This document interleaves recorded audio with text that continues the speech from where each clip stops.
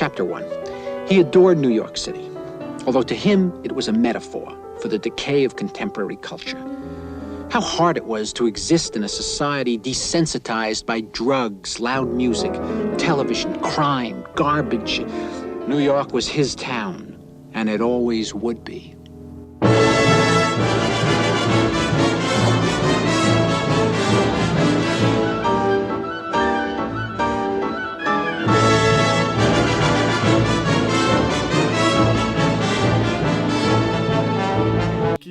Bonjour les amis, nous sommes le premier mois de ma série de vidéos tous les mois normalement parce que j'essaie d'avoir un minimum de régularité en ce moment parce que c'est un échec depuis le début de l'année et donc du coup je vais vous faire des vidéos qui parlent des films que je vois tous les mois. Et du coup j'ai un compte Twitter où il y a tous les films que je vois chaque jour, ou pas chaque jour mais en tout cas tous les films que je vois. Et c'est écrit ici. J'ai commencé depuis le début de l'année et là on est en juin, du coup c'est le 6e mois de l'année si vous avez bien compté depuis le début. Du coup c'est un petit peu l'occasion de faire un petit bilan de ce que ça m'apporte un petit peu de faire ce compte. Déjà c'est assez pratique pour me souvenir des films que je regarde. En plus de ça, ça me motive pas mal pour en regarder de plus en plus. J'ai pas exactement compté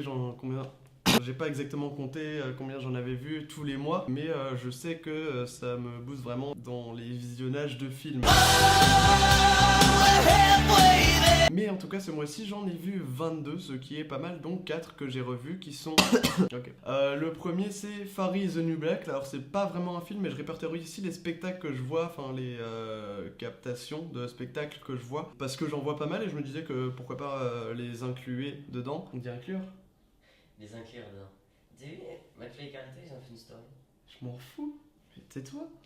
Et du coup j'ai revu Far Is the New Black, qui est un spectacle vraiment cool que j'avais vu le mois dernier je crois et qui est sur Netflix. Du coup je vous le recommande, la salle est vraiment stylée et c'est vraiment sympatoche à regarder. J'ai revu également Scott Pilgrim vs The World, un film d'Edgar Wright qui est donc vachement cool comme la plupart des films d'Edgar Wright, si ce n'est tous les films d'Edgar Wright, que je vous conseille parce que c'est sympa, parce que y a des jolis plans, il y a des jolis dessins, il y a des jolies animations et c'est vraiment trop cool. Karim Debache en avait parlé dans une vidéo, donc si ce n'est pas un gage de qualité, je ne sais pas ce qu'il vous faut. 1, 2, 3,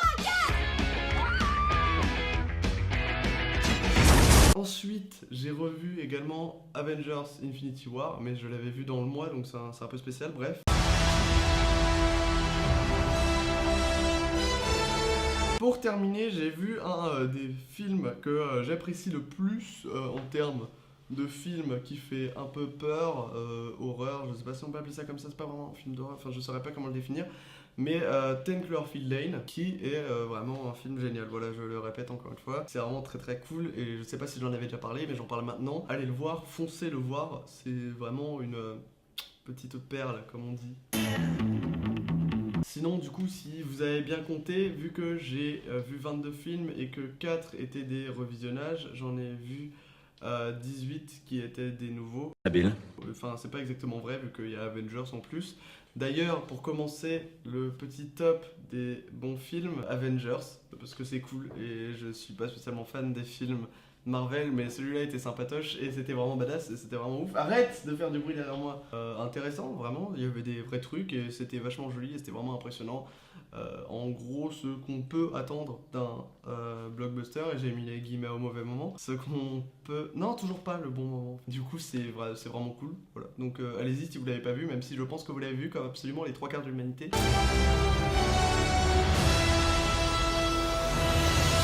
Ensuite, Enter the Void de Gaspard Noé. Gaspard Noé, c'est un réal que je commence à aimer beaucoup, même si j'ai vu que 2 de ses films, mais ce que j'ai compris, il n'en a pas sorti énormément des longs métrages. Je place beaucoup trop de guillemets dans cette vidéo. Et donc du coup, je commence à être fan de ce gars, parce qu'il fait des films vraiment incroyables, et à chaque fois, t'en sors avec vraiment une émotion de fou, et t'as l'impression d'avoir vécu une expérience complète, un truc assez unique, et c'est pour ça que j'essaie de pas enchaîner ces films. Je les regarde quand je le sens parce que j'ai envie que ça reste tout aussi marquant. Et Enter the Void c'était fou, chaque plan on se demande comment ça a pu être fait et qui a eu l'idée de faire ça. Ça donne un petit peu la gerbe et c'est un petit peu glauque, mais c'est extrêmement bien et je vous le recommande.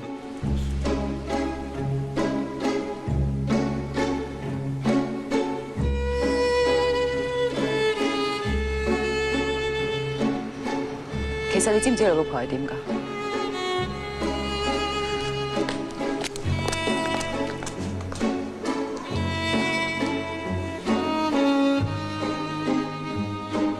In the Mood for Love de Wong Kar-wai, qui est un réal coréen du sud, je crois bien, je ne sais pas exactement. Donc Wong Kar-wai qui fait des films qui parlent de beaucoup de choses, mais surtout d'amour, de ce que j'ai vu pour l'instant. J'ai vu Days Being Wild, ou Nos années sauvages en français, je crois. Et c'était déjà vachement cool et vachement poétique et réaliste, etc. Mais In the Mood for Love est encore un niveau au-dessus, je crois, mais je ne saurais pas spécialement les mettre en compétition. J'ai trouvé ça en soi tout aussi incroyable, avec des plans vraiment hyper beaux et une histoire vraiment hyper touchante, avec des personnages qui sont toujours touchants, même si je me perds très souvent entre les personnages, mais on y reviendra, notamment avec le film Miller's Crossing, qui est un film de mafia, de gangsters, des frères Cohen, et qui est un film que j'ai vraiment adoré, parce qu'il y a des scènes d'action vraiment marquantes, genre la scène de fusillade qui démarre dans une chambre, parce que je ne saurais pas où situer le personnage en fait.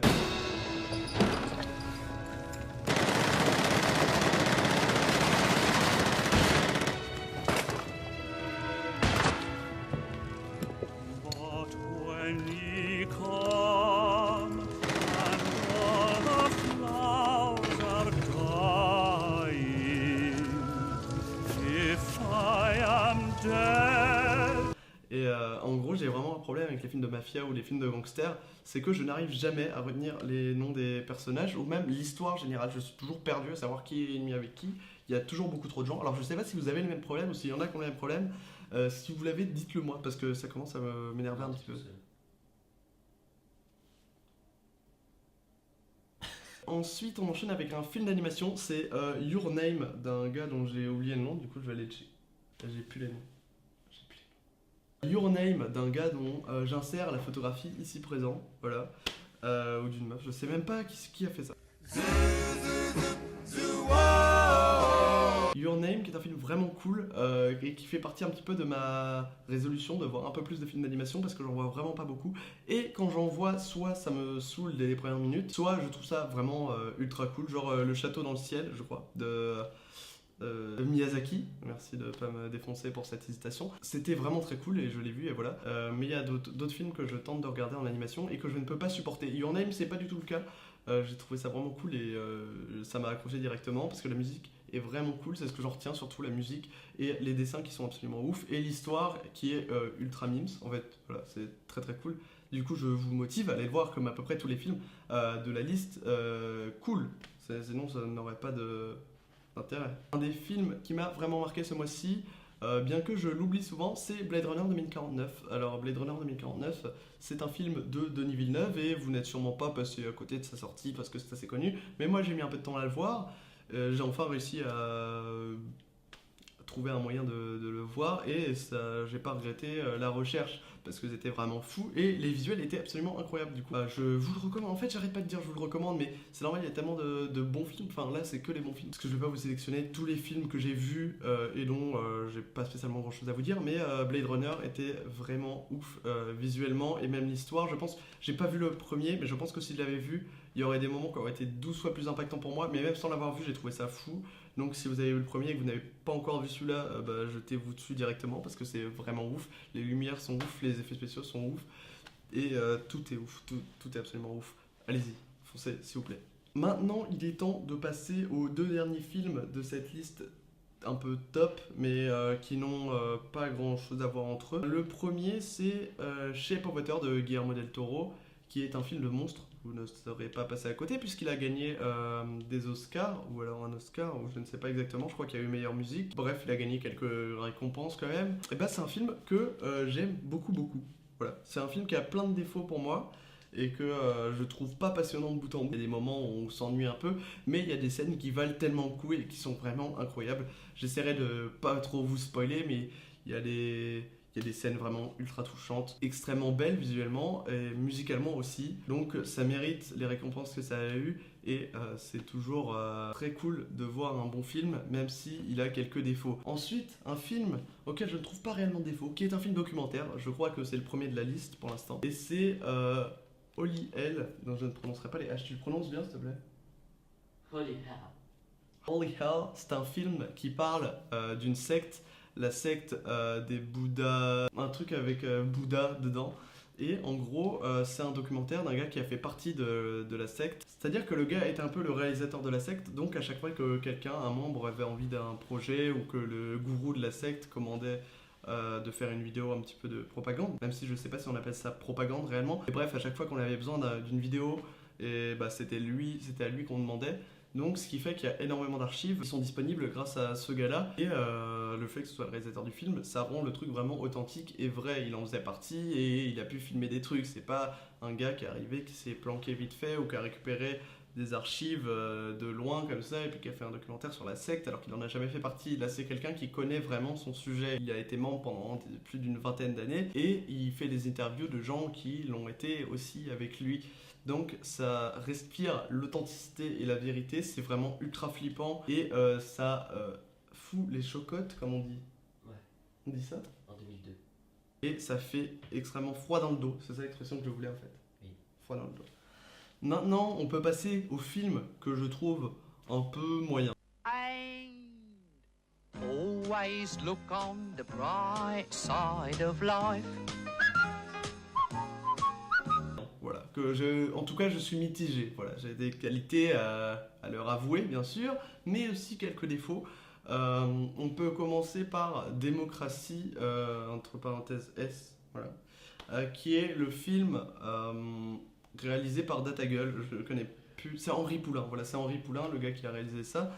Déjà, pour avoir porté le projet, bravo les gars, de faire un film sur YouTube, c'est vraiment assez rare et ça nécessite qu'on en parle, du coup j'en parle ici, même si je vais faire 100 vues au grand maximum. Ce film-là est un film que je trouve vraiment sympatoche, parce qu'il propose des athées. Qu'est-ce que tu fais? Est-ce que c'est le frère d'Amélie Poulain? Alternative en fait à notre système politique français et qui montre des différentes villes en fait en France, en Espagne, dans les pays du nord de l'Europe, dont je me rappelle plus trop du nom, je suis navré. Non, je connais pas le nom des pays, je vais pas essayer, mais bref. Il montre plusieurs alternatives et je trouve ça vraiment cool et hyper intéressant. Donc du coup je vous motive à aller le voir avant même que je vous dise ce que je trouve un peu pas cool, parce que maintenant vous êtes motivés, allez-y. Mais la chose que je lui reprochais, c'est d'être un peu répétitif. Le film dure une durée assez correcte, mais le fait de tout le temps aller voir un autre endroit et décrypter exactement comment ça se passe, ça peut être un peu long et vous rebute. Après, c'est le seul défaut que j'ai lui reproché, et si je l'ai mis seulement dans les bofs, c'est parce que ça m'a pas spécialement marqué énormément. Après, c'est peut-être pas mon genre de film spécialement, et ça serait alors de ma faute si je ne l'ai pas aimé. J'ai pas dit que je l'aimais. Je l'aime bien, voilà.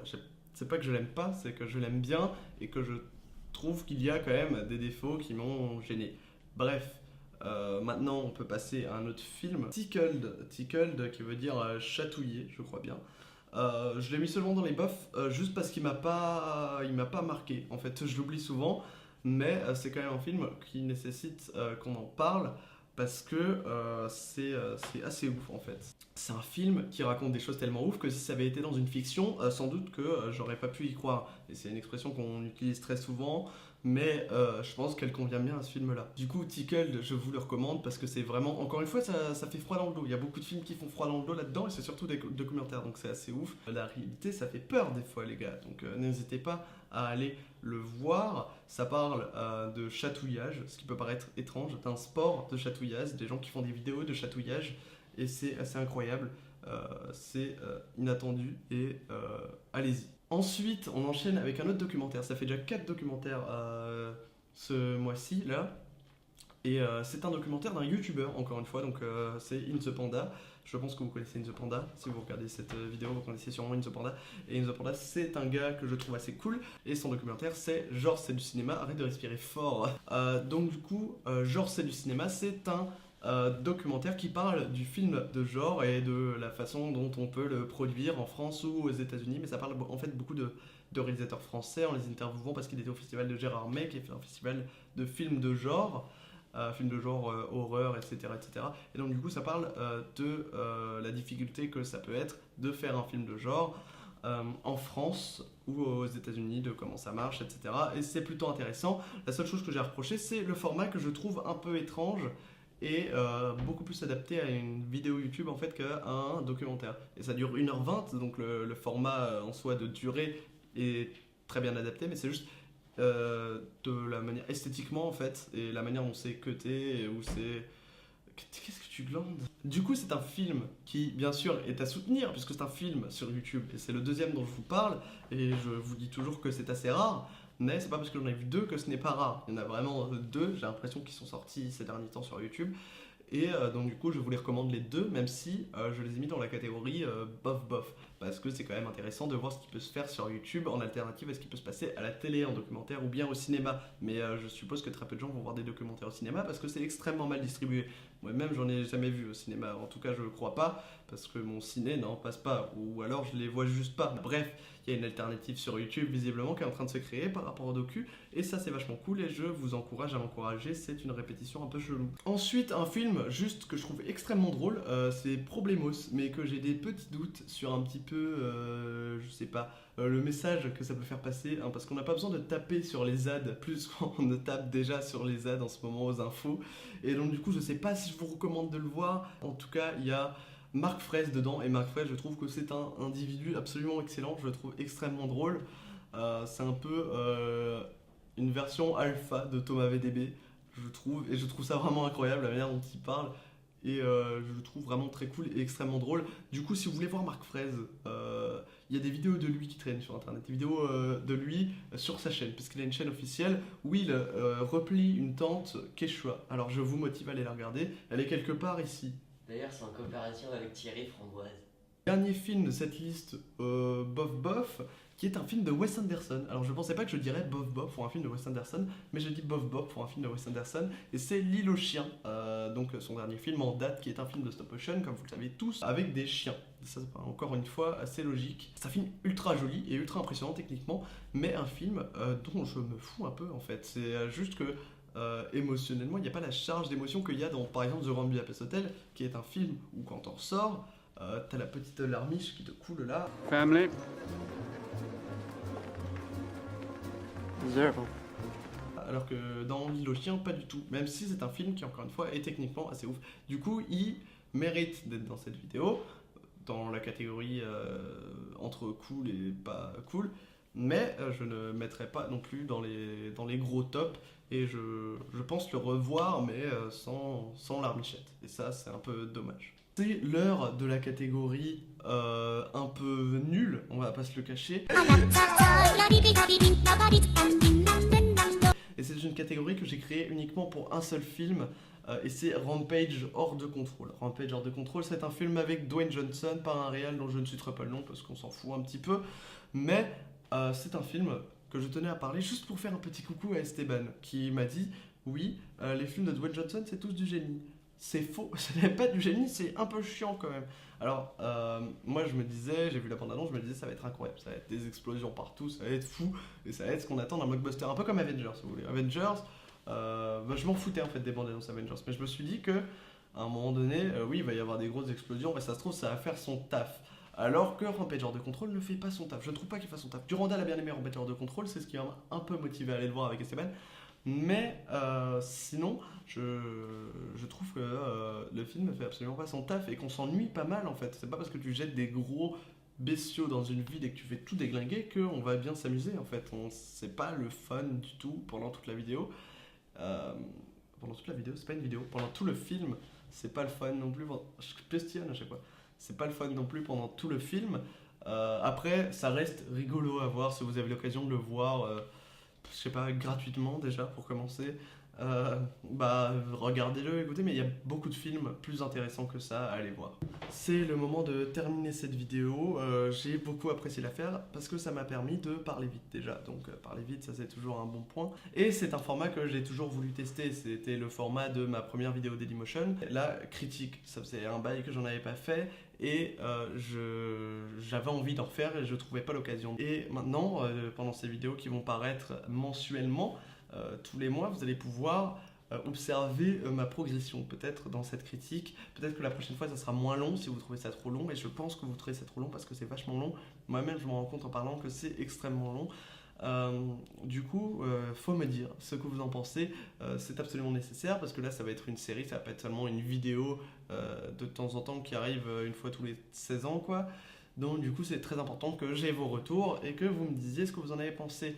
Sur ce, cœur sur vous, je vous love et des gros bisous. Merci.